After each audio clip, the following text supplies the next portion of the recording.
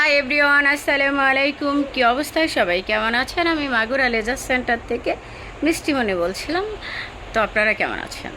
তো আমরা আজকে যে ভিডিওটা নিয়ে চলে আসলাম সেটা হচ্ছে রিঙ্কেল রিঙ্কেল যাদের বয়স্কর ছাপটা চলে আসছে, আমরা সেটার জন্য নতুন একটা আপডেট ট্রিটমেন্ট নিয়ে আসছি।